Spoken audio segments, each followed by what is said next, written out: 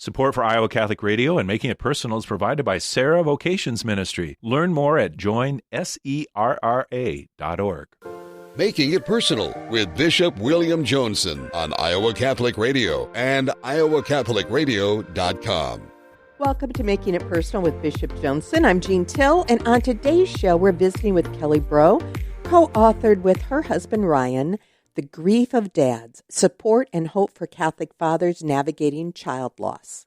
So obviously a poignant and painful topic in this Child Loss Awareness Month of October, which is concluding. Obviously we move also into the Feast of All Saints and the All Souls Day next week. So times when we're thinking about ultimate horizon of life and what lies beyond, and how the inbreaking of sudden and tragic loss is something that very gripping and compelling for so many of us. We'll have an opportunity to kind of think about that a little bit more. Looking forward in the short term, tomorrow's event at Donnelly Catholic High School, a kind of vocations holy hour and meal. Hopefully some men who are having those rumblings in their heart, possibly the Lord tugging, opening them up to something. But maybe just an initial foray to see, are they outliers, or are they among others who similarly the Spirit is prompting to consider this? Father Reed Flood, obviously chaplain at Donnelly Catholic High School, and other priests will be present.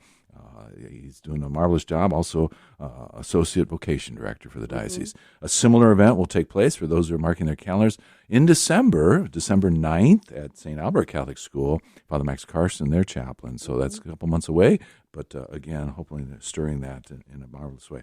Before we engage Kelly Breaux, looking forward to that, just also my own reflections. I usually, Jean, have a book of poetry in my prayer space. Try to read one poem a day. I just think it, obviously the Psalms are poetic. The Scriptures lend themselves, but also other ways in which, the creative insight of artistry.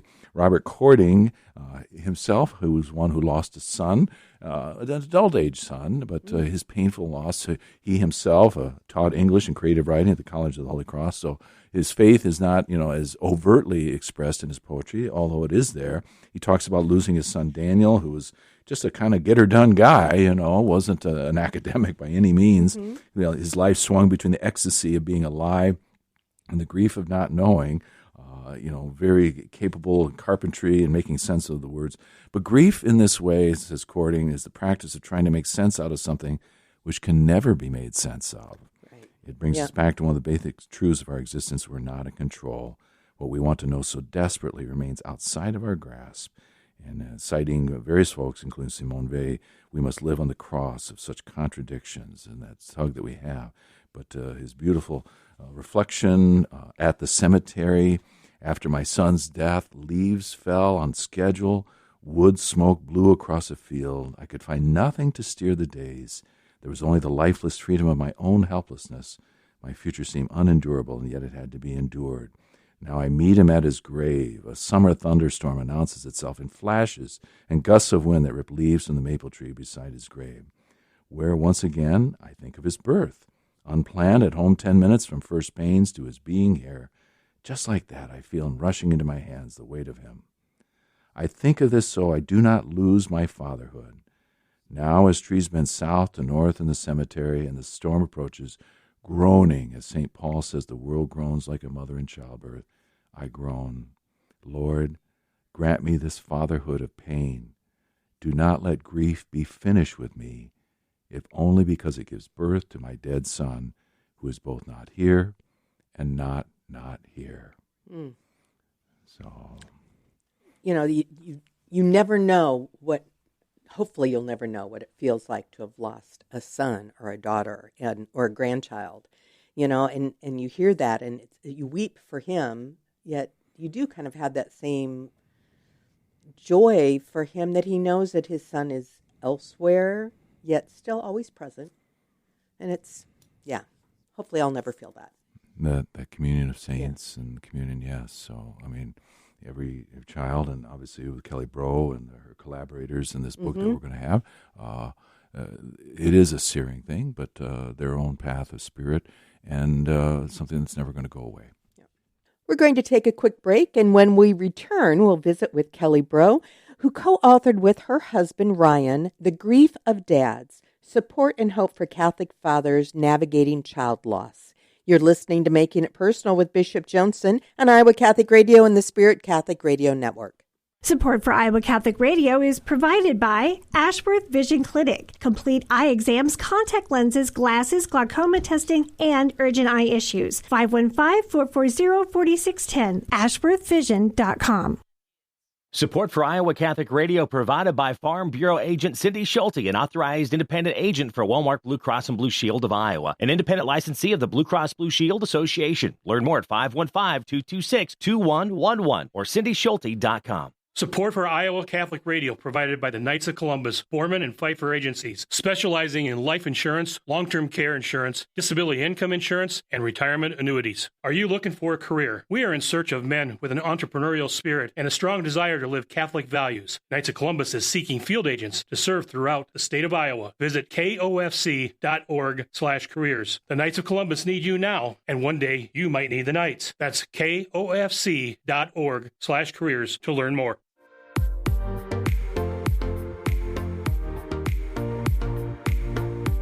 Welcome back to Making It Personal with Bishop Joensen. And on today's show, we're visiting with Kelly Breaux, co-authored with her husband Ryan, The Grief of Dads, Support and Hope for Catholic Fathers Navigating Child Loss. And so there should be no doubt about what the book is about from the title. It's very direct and transparent, as you and your husband are, and many others who are even listed for this book. It's kind of a compendium of various experiences of loss of children at all ages of life. A very beautiful thing, and a pastoral guide. Kelly, thank you for taking the time with us this morning. We really appreciate this. I appreciate you guys inviting us. We're so excited to launch this new resource because we feel like for so long our moms have been supported, but our dads were kind of overlooked. So it's just such a great honor to be able to give this to the church. Wow, and again, it says, for Catholic fathers, but I think that it has broader appeal, broader relevance for others. But obviously it's very direct in terms of sharing that faith component and the struggles. This doesn't just kind of make this all kind of a nice blanket that makes it all cushy and everything for people. The rawness of where people are and the struggles with God, the struggles with spouse, the struggles that something that's inbreaking, this violent rupture of a loss of a child. Was this a ministry that you envisioned, or this really emerges from your experience, or we hear a little bit in the book about your own kind of reversion to Catholicism, but was faith in the mix as a younger person, or is this something that really came in the light of your experiences, not just one, but 4 children that you and your husband have lost? Yeah, so we've always been surrounded in Acadiana, where we live in southern Louisiana. It's deep culturally Catholic, so our roots were very strong as far as knowing, loving, and serving God, but not in I think for us, an intellectual standpoint. So we just kind of knew, I knew who God was, but I didn't have a relationship with him growing up. And so, we did all the things, we got married in a Catholic church, we did everything that we were supposed to, and so when the suffering came, because I didn't really know who God was, I had a very distorted view. So what I always tell everyone is, it was easy for my foundation to be shifted, because we had not really built it on cement. It was more of that shifting sand. Ryan and I, we were ordinary people. I was a real estate agent when God asked for us to do this ministry. My husband's worked for Coca-Cola for the past 27 years. I always tell everybody we're just ordinary families. And no promotional compensation has been given or mention of any particular corporations here. Yeah. Talk about feeling ill-equipped. I was like, God, you chose the wrong person. There's so many feelings of just inadequacy, but he kept pressing, and he was like, no, because I think for a lot of the families that we serve, what happens is they don't want to pathologic lies. I can't even say the word right now, but grief, in a timeline. They want to be heard. They want to be listened to, and they want people to really understand, not intellectually, through experience. And I think that's what God really was asking us to do is providing them a safe space for their grief, but not only just, talking about the emotional and the psychological aspect of it, but really like living with them through that relational and that spiritual component, because we'll meet them where they are. Of course, like the human aspects of grief comes out, but, Redbird is positioned. We always say Redbird's positioned to address the human, but when ready, we can rise the saint. And that's your organization, Redbird Ministries, and the website was redbird.love.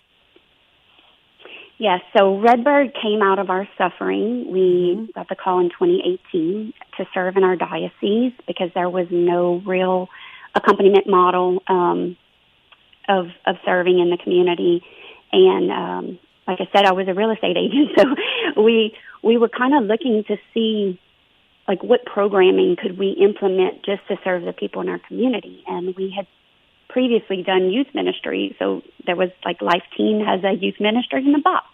So I was kind of looking for that. But there wasn't a Catholic grief accompaniment model that we could just take and plug into our parish. So I went to the diocese and sought help and gave me the green light to start to develop it. But I thought all along, like, God was just asking me to serve in my community. I never thought that this would go anywhere else. But once we developed it and I saw how much time it took and how many resources and just people I had to lean on, because I didn't, Ryan and I didn't have like the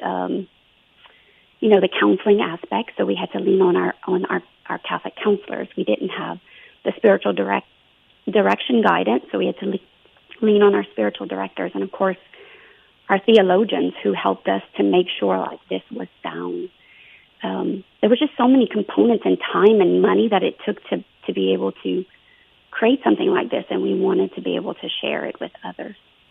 So I'm being a little bit facetious in a gentle way, but your own your experience of loss and suffering and grief, in the sense that there's a ministry that there's so many who need the touch of Christ's Spirit and compassion, and that you were being called to this, but discerned by the church. And your diocese is, again, I should know this, but your diocese of Lafayette, Louisiana. Lafayette, yes. So, yeah. So, but it wasn't like, okay, the church kind of, we're going to take this, and now it's ours, and it's going to be this ponderous thing. You're getting caught up in the teeth of bureaucracy, but you felt supported, the different facets of humanity, spirituality, psychological competence and rigor, at the same time discerning that this would truly be of God, and that this isn't just a kind of a independent initiative of the Spirit, which can sometimes we can get off track with that. So you felt supported and accompanied along the way. Is that fair to say? Yes, so many people helped us and just like loved us through this and shared with us their gifts. And so like collectively we were able to create, we have 5 programs right now, including some of those are like resources. Like the Grief of Dads is one of our resources that can be used in the small group style, so that they're independent, they can operate it independently, but they also have the capacity to be used within parish community as small groups.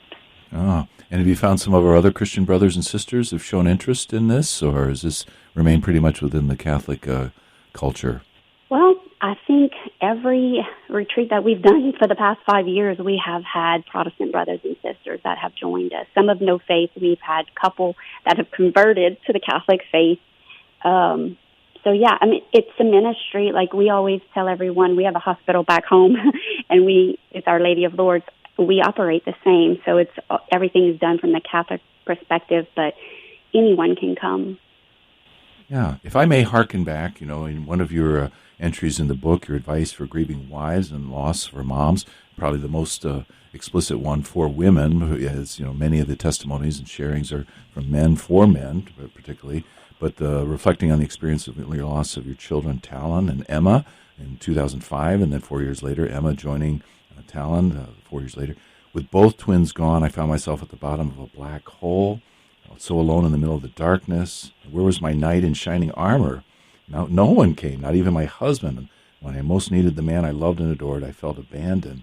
And so that sense of separation even between the two, that gulf between the two of you. You wanted him to be your Savior, and then, of course, the rawness of emotions that he couldn't share, that kind of stoicism that men can easily feel is expected of them, and they shoulder that, they put on their game face in that way, but the rawness of emotions that way there.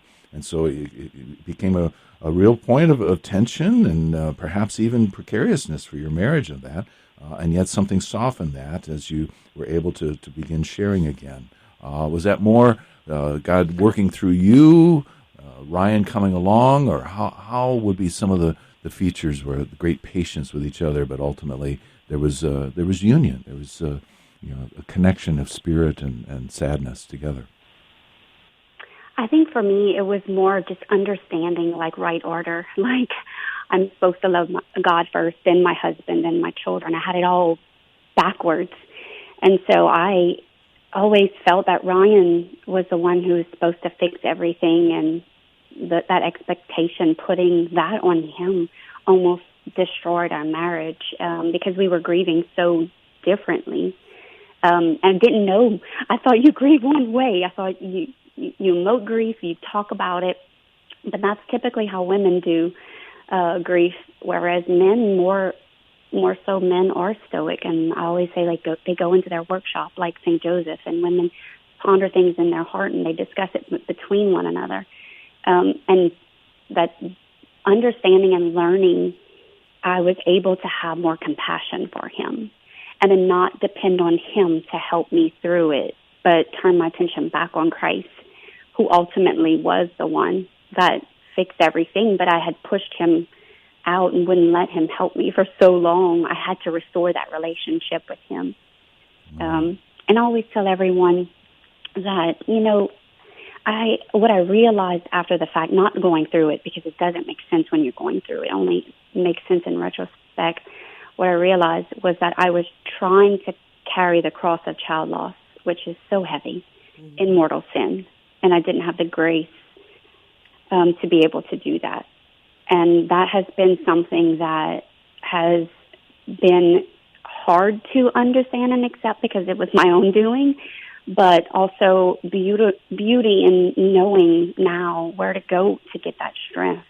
That still, it's still, our twins would have been graduating high school this year. So, different season. Of course, the grief doesn't come the same, but there's still sorrow in knowing that my life is missing something, and I'm not able to experience senior year with them. So it's been a gift, but also there's still sorrow.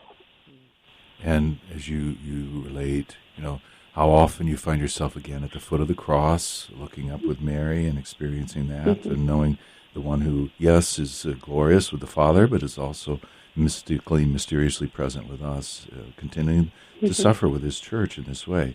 And I like the way how you said, you let your husband love you the way he knows how, that we don't expect things beyond what we're capable of in this way, and that gift that you could with this marvelous way. And, you don't see him as the Savior. When I prioritized my relationship with God, allowed him to restore my heart back to grace, I fell in love with Ryan all over again. And as he will share, the ways in which they're present to each other. He wanted to be your emotional rock, but you needed someone to pray with, to do more. He thought he was helping at times, but he wasn't doing enough. And that silence that ultimately was softened and thawed between the two of you. He does make reference that for a while, maybe, kind of turning to self-medication, and that wasn't going to palliate the pain or anything. And so your own kind of spiritual awakening and how vital retreat experiences, as you said, the sacrament of reconciliation was pivotal for you as well. So, let's not sugarcoat things here. Various testimonies, different individuals, Patrick O'Hearn, Brian Fager, among them, your collaborators, talk about the role of the church and her priests and sisters and others. Not always what one would hope for. Sometimes it's just the logistical difficulty of getting a priest in a moment of crisis, that is there. Or sometimes even the words that priests and others who are well-intended don't always anoint and bless, but can kind of add to the rawness of the wound. Is that some of your experience?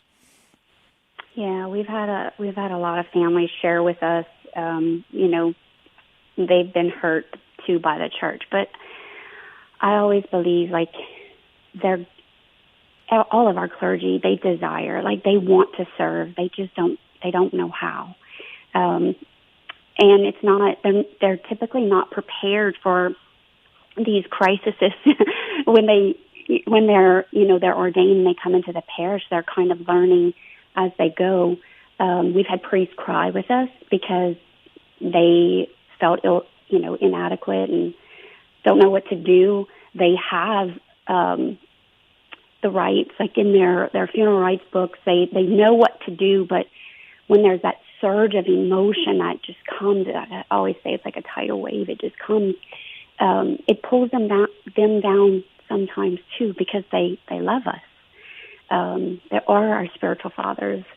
We've had priests that have shared with us that going to the hospital door, that temptation, just to run away, because it doesn't make sense. Burying a child, it doesn't make sense. We're supposed to bury our parents. We're supposed to bury our grandparents. We're not supposed to bury a child. And so we don't know what to say. But I also think too, culturally, we're learning now. I've been in conversation with one of our pastors in our area about.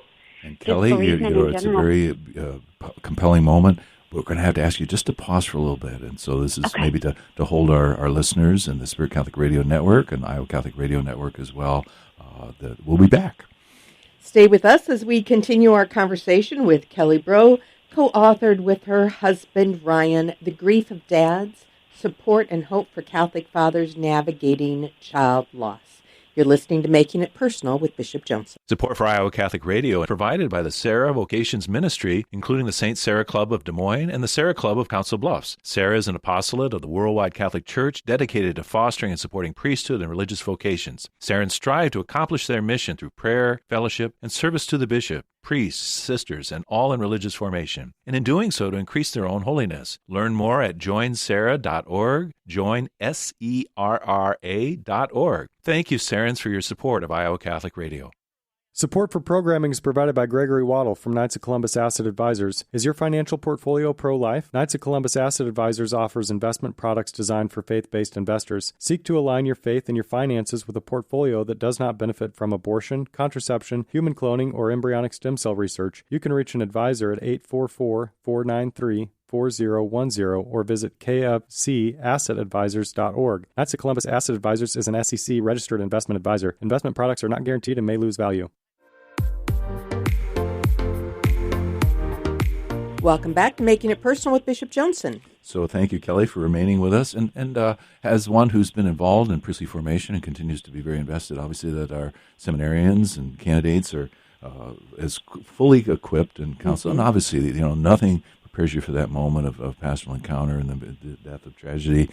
But at the same time, that is something that is very much a focus for our people. And I think, priests in their humility are saying that. But all of that for this now appointed moment. You do have advice for a grieving father's pastor among the many different sections of the book, I think on a very practical pastoral level, toward the back, to be a priestly presence, to remember the Eucharist, to speak the words of the psalm, and just simply to ask and inquire and to check in, to allow counsel in that moment of the Holy Spirit. So I think that docility of the Holy Spirit and not some kind of canned message or toss-off comments like, oh, now you've got two little saints in heaven, to refrain from that, to offer that encouragement and hope, and to bring in the parish as well. I'm thinking of the young priest in Clint Eastwood's movie Gran Torino.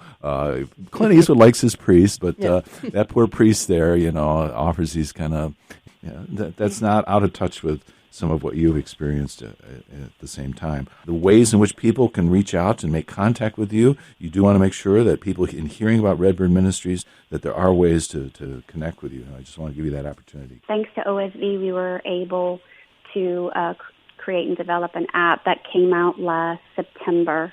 So it's about a year old, and we have a built-in community and a bunch of resources, as well as we have comfort calls and access to spiritual directors that they can make appointments with, as well as a library of resources that they can get access to on the app. And then as well as our website, we write blogs. We have a podcast that came out in July. So there's a lot of digital resources if there's not support in your community that you can take advantage of. We also offer once a year a mom's retreat and a dad's retreat. And a lot of times we have families that fly in to Louisiana. And then as we are partnering with dioceses and parishes outside of Louisiana, we are training and developing in-person support in many communities. And all of that is available at redbird.love? Yes, redbird.love. Oh, beautiful. I appreciate that, you remind us, you and your husband, of the saints who, in many ways suffered. You think about Joseph's anticipatory suffering, knowing that his son would die, even though that Jesus and Mary had to let them go. Augustine, others they're cited, and so even some saints they're new to us. So I think that sense of the communion that we share of those who've gone before us, the fathers of the holy innocents, and of course those great biblical figures of Abraham, King David, and others. And so we can locate ourselves in the unfolding revelation of God, that this experience is something there. And then the other authors and things that offering reflections and prayers. So a very practical pastoral guide, but for the recurrent theme for so many is the theme of the cross, and that this is not just the anguish of suffering, but is a great source of consolation and hope. Is that something that you can resonate with, Kelly? Yes, I have found great comfort in developing my relationship with Our Lady of Sorrows and just walking with her, because she helps us to always look at her son, even through the tears, even through the anguish. But there's hope, we will be reunited one day with our children. And the best place to pray with them is in Mass, when we're the closest to them. That has brought me great comfort. Wow. And may many others discover that same balm and gift of the Spirit, and may Mary enfold all who are suffering that ache of loss of child. Thank you for the gift that you've given us in this book with you and your husband, The Grief of Dads, and may God continue to anoint your ministries.